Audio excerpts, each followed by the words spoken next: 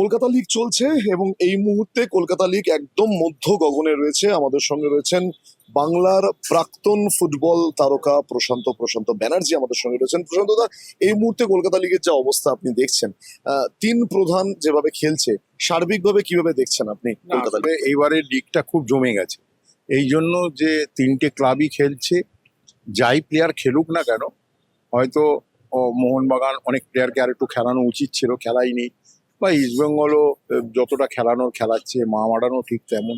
ফলে তিনটি ক্লাব যখনই খেলে তখন লিগের গুরুত্বটা বেড়ে যায় এবং খুব সিরিয়াসভাবে এই কলকাতার লিগটা এবারে খেলছে। ফলে এখন যেই জায়গায় দাঁড়িয়ে আছে, কে জিতবে কে হারবে কে লিগটা পাবে, এখনো অবধি কিন্তু বলা খুব কঠিন হয়ে দাঁড়িয়েছে। এইটাই আমরা জানতে চাই যে অন্তত লিগের তিনজনেই এমন একটা জায়গায় থাকুক, সবাই চিন্তা করবে যে কে লিগ চ্যাম্পিয়ন হবে, এটাই হচ্ছে সব থেকে বড় কথা। আর সব থেকে আর একটা যেটা বড় কথা, সেটা হচ্ছে আমরা কিন্তু সবাই টিভির মাধ্যমে খেলাটা দেখতে পাচ্ছি, যারা মাঠে যেতে পারছি না, এইটাকে follow করতে হবে, এটা ফলো করতে পারছি, খেলার স্ট্যান্ডার্ডটা কোথায়, কিরকম খেলা হচ্ছে, টিমগুলো কিরকম সেট আপ আছে, এটা একটা ভালো দিক।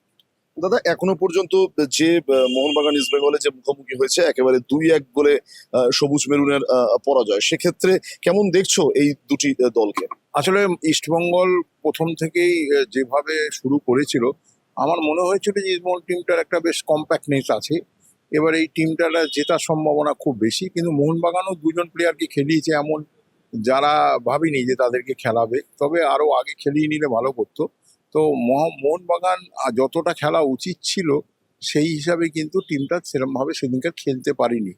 তবে এই খেলার মধ্যে গোল দুটো কিন্তু দেখার মতো, মোহনবাগানও যেটা গোল করেছে দেখার মতো, ইস্টবেঙ্গলও যে গোলটা করেছে সেটাও দেখার মতো। ফলে গোল দুটো আমাদের কিন্তু খুব বড় প্রাপ্য হয়েছে। তো ম্যাচটা আরো আরেকটু, অনেকে বলছিল হাই স্ট্যান্ডার্ডে হওয়ার, কিন্তু এটাতে একেবারে জুনিয়র ছেলেরা খেলেছে, অনেকেই আছে এখন, আগামী দিনে তারা হয়তো স্টার হবে। ফলে সেই জায়গায় যা হয়েছে আমি মনে করি যে ঠিকই আছে, অসুবিধা নেই। তবে আমার একটা দুঃখ লাগলো, সেটা হচ্ছে মাঠে ভরা উচিত ছিল লোক, আরো লোকের আসা উচিত ছিল খেলা দেখতে। মোহনবাগান ইস্টবেঙ্গল ম্যাচ এটা কিন্তু অন্য খেলা নয়, এখানে একটা বাঙাল ঘটির লড়াই, যেই খেলুক না কেন। ফলে এই জায়গায় আমার মনে হয়েছে যে আরেকটু মাঠে লোক আসা উচিত ছিল। দাদা, এবার কলকাতা লিগে অনেক নতুন মাঠ পাওয়া গেছে। একদিকে কামালগাছির কাছে নেতাজি স্পোর্টিং ক্লাব, আবার অন্যদিকে আমরা নৈহাটির কাছে আছে। হ্যাঁ, আসলে এবারে একটা সুবিধা হয়েছে কি, কিছু ভালো ভালো মাঠ পাওয়া গেছে, যেমন নৈহাটি ভালো স্টেডিয়াম, বা ব্যারাকপুরের ভালো স্টেডিয়াম, হ্যাঁ, এমনি আমাদের কল্যাণীতে তো আছেই। ফলে এই যে যত আমরা মাঠ পাবো তত আমাদের পক্ষে সুবিধা হবে, অনেক ম্যাচ দেওয়া যাবে। এবং এই যে বড় টিমগুলো যারা ইস্টবেঙ্গল, মোহনবাগান, মোহামেডান, যারা ভালো প্লেয়ার সই করিয়েছে, তারাও চায় ভালো মাঠ হোক। ফলে তারা নিজেদের মাঠে খেলতে পারছে, তখন ওই যে মাঠগুলো পাচ্ছে তাদের খেলতেও অনেকটা সুবিধা হয়। হ্যাঁ, হয়তো এখানকার কলকাতার লোকেদের অসুবিধা হয়, তারা অত দূর গিয়ে খেলাটা দেখতে পারে না, বা মোহনবাগান, ইস্টবেঙ্গল, মোহামেডান যারা মেম্বার, তারা সেই সুবিধাটা পায় না। কিন্তু ফুটবলটা তো এগোতে চায়, ফলে মাঠটা চাই, মাঠটা যদি ভালো না হয় প্লেয়ারদের খেলতে অসুবিধা হয়। ফলে যত দূরই হোক এই মাঠটা পাচ্ছে বলে আইএফের পক্ষে অনেকটা সুবিধা, তাড়াতাড়ি খেলাটা শেষ করার সুবিধা হয়ে যায়। দাদা, এবার প্রথম থেকে আমরা দেখতে পাচ্ছি যে কলকাতা লিগে আইএফ এর খুব সদর্থক ভূমিকা, খুব পজিটিভ ওয়েতে আইএফ এ এগোচ্ছে। এটা ফুটবলের, বাংলার ফুটবলের উন্নতির জন্য কতটা ইম্পর্টেন্ট? এটা খুব ইম্পর্টেন্ট, কারণ আইএফএই হচ্ছে আসল আমাদের পেরেন্ট বডি, তারাই নিয়ে চলবে, তারা যেদিকে পথ দেখাবে ফুটবল বাংলা সেই পথেই এগোবে। ফলে এই যে একটা নতুন পথ, আমি আবার বলছি যে আমাদের 3-4 বছর ওয়েট করতে হবে, কারণ আইএফএ যে উদ্যোগটা নিয়েছে সেইটা 3-4 বছর গেলে আমরা রেজাল্টটা পাবো। এখনই আমরা কিন্তু যদি বলি গেল এরকম কথা ঠিক নয়। তাদের উদ্যোগকে আমরা সাধুবাদ জানাই, তাদের উদ্যোগ নিয়েই কিন্তু আজকে বাংলার ফুটবলটা এগিয়ে চলেছে। আগামী 3-4 বছর বাদে কিন্তু আবার আমার মনে হয় বাংলা আবার শ্রেষ্ঠত্বের জায়গায় চলে আসবে, প্রচুর প্লেয়ার আবার বাংলা থেকে কিন্তু সারা ভারতবর্ষে ছেয়ে যাবে।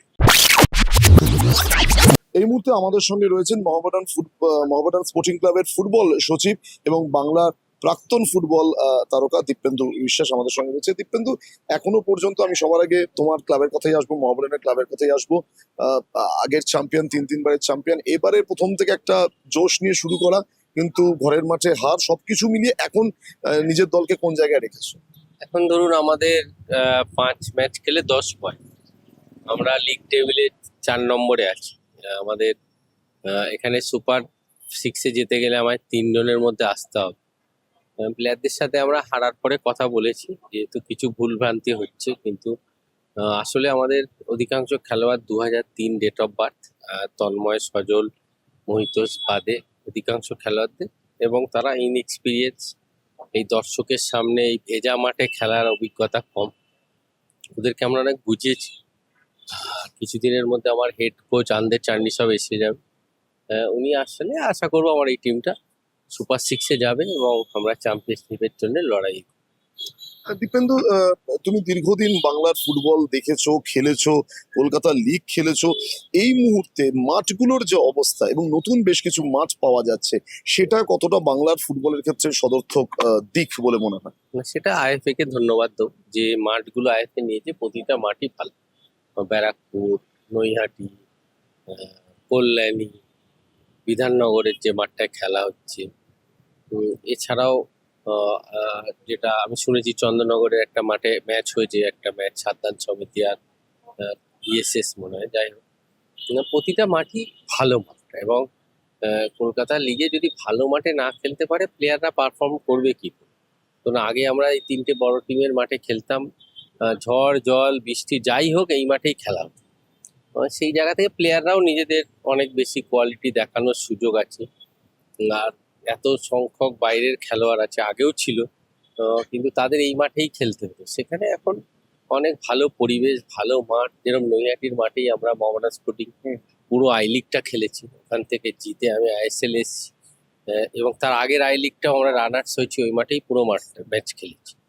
সেটা ভালো মাঠে খেললে কি প্লেয়ারের তার খেলাটা আরো বেশি খুলবে আর কি।